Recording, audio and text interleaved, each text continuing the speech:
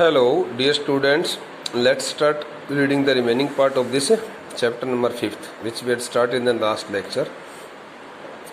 The earth, the vital signs. Vital means important signs. Sign means bodily symptoms. Bodily symptoms here. The earth's bodily symptoms reveal a patient. They represent a patient. When we look at the bodily symptoms, signs which appear on the body of the earth, on the face of the earth, so we can compare the declining health of the earth to a patient. To which patient? Declining health. Whose health is declining, is decreasing day by day. The earth's vital signs reveal a patient in declining health. यहाँ पर लेखक ने ऐसा लिखा है कि पृथ्वी के ऊपर जिस प्रकार से उसके अपने संकेत, पृथ्वी के बिगड़ते हुए हालात के जो संकेत हैं वो उस मरीज को की तरफ इशारा करते हैं जिस मरीज का स्वास्थ्य निरंतर गिर रहा होता है।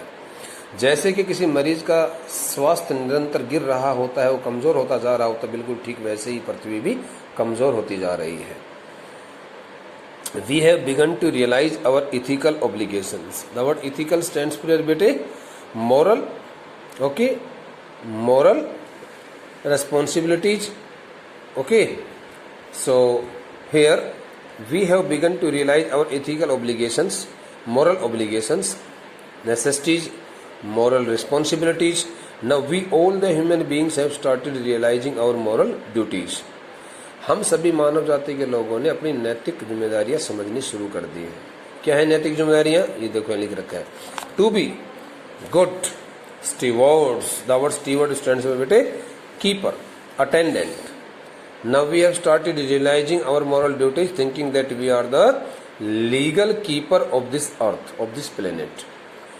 We are the legal keeper of this earth. हम कानूनन तौर से इस पृथ्वी के क्या है? संरक्षक हैं, इसकी रक्षा करने वाले हैं। ऑफ द प्लेनेट, हम इस ग्रह की रक्षा करने वाले हैं। And responsible, and we have also started realising that we are fully responsible. We are the responsible trustees. The word trustees stands for बेटे a person to whom legal, okay, title to properties entrusted. A person to whom legal title to properties entrusted। अरे जिसके नाम विरासत, जिसके नाम कोई एक विरासत में कोई दे दी जाती है, उसके लिए आता है ट्रस्टीज। क्या आता है? ट्रस्टीज। नहीं कहते भाई ये इस धार्मिक मंडल का ट्रस्टीज है, उसको बोला जाता है ट्रस्टीज। एंड रेस्पॉन्सिबल ट्रस्टीज, रखवाले, हिंदी में क्या बोलते हैं? रखवाले।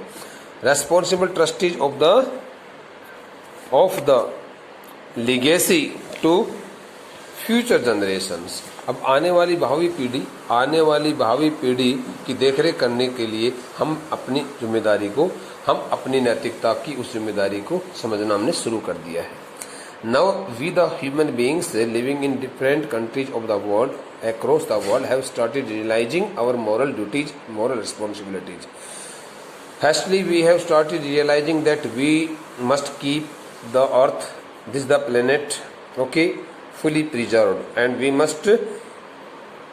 must work as a true and legal keeper, okay, to protect the earth from all kinds of dangers. And second duty, second responsibility is to be the responsible trustee of the legacy to future generations.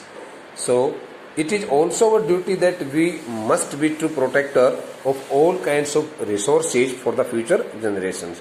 उसने कहा कि भावी पीढ़ियों के लिए जो भी चीजें हमारे को उनके लिए छोड़कर जानी है, उन सभी चीजों के भी हम सच्चे रखवाले बनकर के रहें, सच्चे रखवाले बनकर के रहें। उस जिम्मेदारी को भी हम सभी मानव जाति के लोगों ने महसूस करना शुरू कर दिया है, आभास में लेना शुरू कर दिया। अभी हम समझ चुके हैं कि हम इस पृथ्वी के सच्चे रखवाले हैं और साथ में हम इस पृथ्वी के सच्चे संरक्षक हैं, इसको बचाने वाले हैं, कीपर हैं, और हमें इसके बचाने का पूरा अधिकार है। The concept of sustainable development was popularised in 1987 by the world commission on environment and development. The concept of sustainable development uninterrupted development, एक ऐसा विकास जो किसी दूसरी चीज को क्षति ना पहुंचाए। Development which can never harm any other thing and keeps running positively, keeps working positively, मतलब सकारात्मक दृष्टिकोण से जो काम करता रहे, किसी दूसरे को नुकसान ना पहुंचाया जाए, ना पहुंचा करके, उसको कहते हैं सस्टेनेबल, टिकाऊ विकास कहते हैं हिंदी में। The concept of sustainable development was popularised in 1987 by the world commission. विश्वव्यापी स्तर पर एक संगठन बनाया गया था। उस संगठन को किस विषय पर बनाया गया था? ऑन एनवायरनमेंट एंड डेवलपमेंट, पर्यावरण और विकास। पर्यावरण और विकास के नाम के ऊपर बनाया गया एक विश्वव्यापी कोई संगठन था। उस संगठन ने 1987 में लोगों के सामने कुछ अपनी अवधारणाएं, कुछ अपनी सोच रखी और उस सोच को बड़ा साकार रूप मिला। Okay, the concept of sustainable development was popularized in 1987. The concept of sustainable development, uninterrupted development, as expressed by the people of the World Commission on Environment and Development, got popularity in the year of 1987. पर्यावरण और विकास के इस विषय के ऊपर विश्वव्यापी स्तर पर बनाए गए संगठन के द्वारा जिस प्रकार की एक धारणा, जिस प्रकार की एक विचारधारा जो रखी गई टिकाऊ विकास को लेकर के, उस विचारधारा को सभी लोगों ने स्वीकारा और उसकी बहुत तारीफ हुई। वो बहुत ज़्यादा आगे जो है ना सक्सेसफुल वे में चलती रही, प्रसिद्ध हो गई। वो क्या थी वो धारणा, उनका विचार क्या था? देखो, in its report, in the report as provided by the people of the members of World Commission, they defined its idea. It defined the idea अपनी इस रिपोर्ट में, उसके अपने इस मसौदे में, अपनी उसकी रिपोर्ट में, और उस सस्टेनेबल डेवलपमेंट ने अपने विचार को इस प्रकार से परिभाषित किया, as development that meets the needs of the present. वह विकास जो वर्तमान में, जो समय चल रहा है, वर्तमान में चल रहे, वर्तमान समय में जिन लोगों की आवश्यकताओं की, वर्तमान समय में लोगों की आवश्यकताओं की पूर्ति करे। आज व्यक्तियों को जो चीज़ चाहिए वो व्यक्तियों को मिलती रहे, without compromising. Compromising means without snatching, without taking, without harming, बगैर नुकसान पहुंचाए, बगैर किसी प्रकार से कोई क्षति पहुंचाए, without compromising the ability of future generations to meet their needs, without getting those all things from the future generations which they will need to survive their life in the world. भाई ऐसा विकास को हम sustainable development कहते हैं। बहुत important definition है, याद करने इसको। A sustainable development is one that can meet the requirement of the people living in the present day time without causing any loss. Compromise means cause a loss, you may also define it. Causing any loss, without creating or without causing any loss of the things of the future generations which they will use in their time, which they will use to sustain their life in the world. भावी पीढ़ियों को मिलने वाली जितनी भी चीज़ें हैं, उन सभी चीज़ों को बगैर किसी प्रकार का नुकसान पहुंचाए, भावी पीढ़ियों के बच्चों को मिलने वाली जितनी भी वस्तुएं हैं, उन सभी वस्तुओं को किसी प्रकार का नुकसान न पहुंचाए बगैर वर्तमान समय के लोगों की आवश्यकताओं की जो पूर्ति करता है विकास, उसको टिकाऊ विकास कहा जाता है। ऐसा उन्होंने डिफाइन किया अपनी परिभाषा में। देखिए आगे इसका, दैट इज, इन्होंने मीनिंग दिया है, that is without stripping the natural world of resources future generations would need. Stripping means taking away, killing, harming, putting away, putting off, बगैर किसी प्रकार की उन सभी प्राकृतिक संसाधनों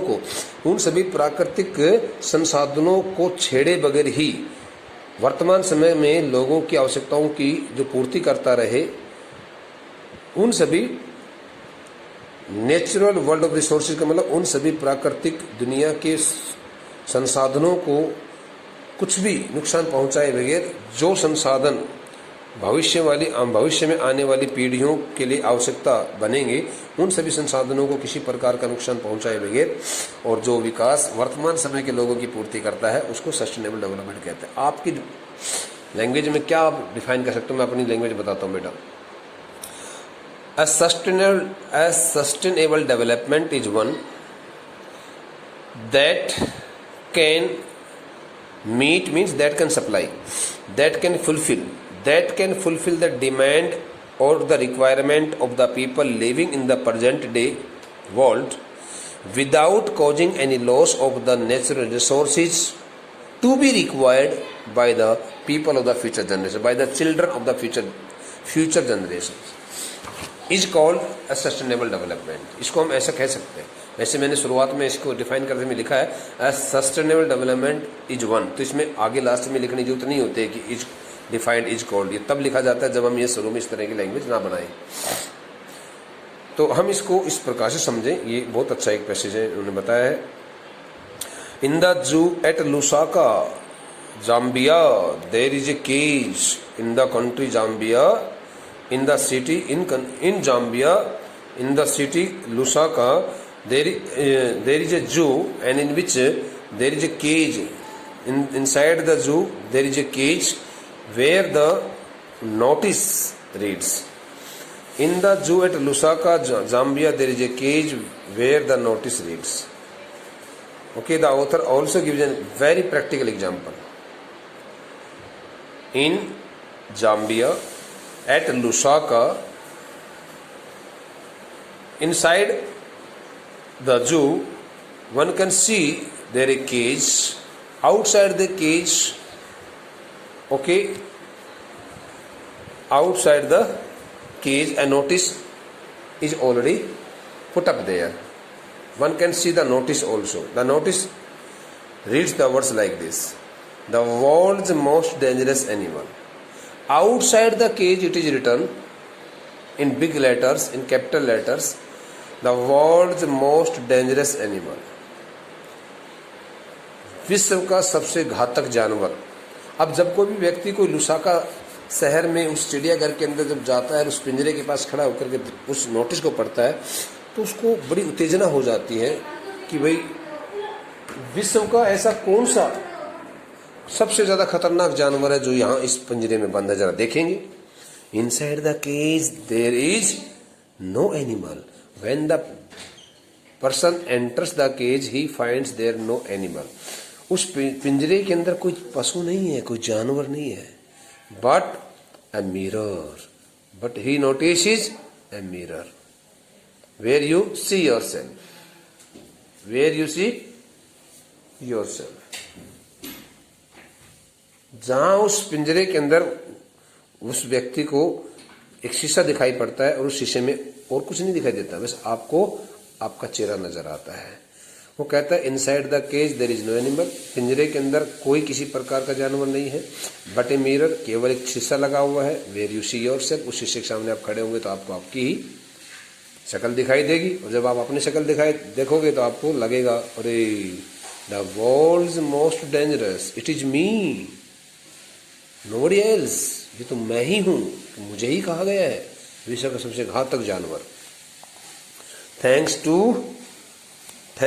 to the efforts of a number of agencies in different countries, okay, the author also expresses his heartiest thanks to all those, okay, agencies which have been working, okay, in this line of preserving the natural resources. Thanks to the efforts of a number of agencies in different countries, a new awareness has now dawned upon the most dangerous animal. Now, this the most dangerous animal means the human being. Now, there has been much awareness in the overall attitude, on the overall thinking of the human beings. Okay, he has realized the wisdom of shifting from a system based on domination to one based on partnership. Earlier, people did their work on their parts. They did not share their concern, they did not share their works with others. But nowadays, the author says that the people living in different nations of the world have started working together, and they have stood together in order to give a big success to their mission, to their task. He has realized the wisdom of shifting from a system. अब मानव के इस दुनिया के इस मानव ने, दुनिया में रहने वाले इस व्यक्ति ने अपनी बुद्धिमत्ता को समझ लिया है. He has realized the wisdom of shifting from a system based on domination. Domination means the word dominate, to show the to express or to show the impression on any other person. Okay, to be highly impressed on others. दूसरे पर बहुत ज्यादा प्रभावशाली बन करके रहे, उसके लिए आता है डोमिनेंस. अपना ही खुद काम खुद करे, दूसरों को साथ लेकर ना करे, वो डोमिनेंस कहलाता है. तो कहता है कि आज विश्व में रहने वाले इस व्यक्ति ने अपने उस विचारधारा में जो परिवर्तन देखा है, उस विचारधारा में जो बदलाव देखा है, उस बदलाव को उसने महसूस किया है. Two one based on partnership, कि भाई हम अकेले में अपना काम खुद किया करते थे, उस अकेले में अपने आप को हम अड़ियल स्वभाव में अपने आप को दूसरे देशों के ऊपर हम अपना प्रभाव बना करके रखा करते थे. आज हमने अपने साझेदारी के साथ में काम करना शुरू किया, मिलजुल करके काम करना शुरू कर दिया.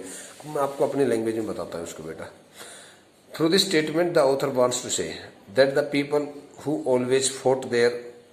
who always struggled their fights, who always struggled against their difficulties, okay, on their parts, have also called the people of other nations to do the same task quite jointly. And now they have started realizing that the task of preserving the earth is not only for a common country, a common nation, for a nation, but it is the task of all nations. So now they have stood together. And this the change, this the shift, this the change is really a very big change. Now the people living in the world have started realizing this is the change on their part, and they have started doing their work quite collaboratively, jointly. Okay, scientists have catalogued about 1.4 million living species. It is also told by Nani Palkhiwala that it is estimated that scientists or the biologists have listed out and enlisted about 1.4 million living species with which mankind shares the earth, along with all the human beings also live together on this earth, because these the living species, these the living creatures also living on this earth. So along with these all living creatures, 1.4 billion living creatures, the human beings also share this the earth. Estimates vary means differ widely as regards the still uncatalogued living species. So biologists and the scientists who have not enlisted, who have not catalogued, who have not found out the names of so many such animals and living creatures who are still unnamed, okay, उनको अभी तक नाम नहीं दिया गया. देखो उन्होंने ऐसा कहा है कि वैज्ञानिकों ने लगभग 1.4 million, okay, living 1.4 million living जो सजीव प्रजातियां हैं, उन सभी सजीव प्रजातियों को उन्होंने सूचीबद्ध कर लिया है, उनकी लिस्ट बना ली है बाय नेम, विद नेम्स, जिनके साथ में मानव जाति के लोग भी इस पृथ्वी पर उनके साथ में साझेदार बन करके रहते हैं, मिलजुल करके रहते हैं. एस्टिमेट्स वेरी वाइडली, लेकिन कहता कि अनुमानों में बहुत व्यापक तौर से भिन्नता देखने को मिलती है. With regards the still uncatalogued living species, कि बहुत सारी अभी भी ऐसी सजीव प्राणियां हैं, सजीव जीव जंतु जिनको अभी तक सूचीबद्ध नहीं किया गया है. बायोलॉजिस्ट्स रेकन मीन्स कंसिडर, जीव वैज्ञानियों का ऐसा मानना है that about 3 to 100 million other living species, 3 to 100 million other living species still languish unnamed in ignominious darkness. We are still unknown. Ignominious darkness means unknown, totally unknown. And we have also get the meaning of this shameful and disgraceful situation. Since it is really the part about disgrace, it is really the matter of our great disgrace and simple situation, because being so much aware and advanced, the scientists and the biologists have not found out the names of so many other unnamed living creatures. वो कहता है कि अभी भी अनुमानों में बहुत ज़्यादा भिन्नता है, विशेषकर उन सभी जानवरों को लेकर के, सजीव प्रजातियों को लेकर के, जिनके अभी भी सूचीबद्ध नहीं किया गया है। जीव विज्ञानियों का ऐसा मानना है, जीव विज्ञानियों का ऐसा मानना है कि भाई शायद अभी भी लगभग 3 से 4 million 3 to 100 million other living species languish unnamed in ignominious darkness, की अभी भी हम बहुत ज़्यादा अनभिज्ञ हैं उन सभी जानवरों के बारे में, जिन जानवरों को अभी तक जाना पहचाना नहीं गया है, और जो अभी भी इस दुनिया में बगैर नाम के ही क्या होने लग रहे हैं, लुप्त हो रहे हैं। जो अभी बगैर नाम के ही, बगैर सूचीबद्ध किए हुए ही, बगैर किसी प्रकार की उनकी सूची बनाए हुए, बगैर कोई नाम दिए हुए, वो संसार से लुप्त होते जा रहे हैं। तो इतने सारे लाखों करोड़ों जीवित सजीव जो जानवर हैं, जो प्रजातियां हैं, उनके साथ में व्यक्ति मिलकर के रहता है। तो इस प्रकार की बातें यहाँ पर कही जा रही हैं, और ये बहुत डिटेल में सब बातें समझाई जा रही है आपको। बेटे, you should keep all the things very sincerely and try to revise the chapter by heart, okay, on your part also. Now the remaining part of this chapter will be completed in the next 2 lectures. Thank you.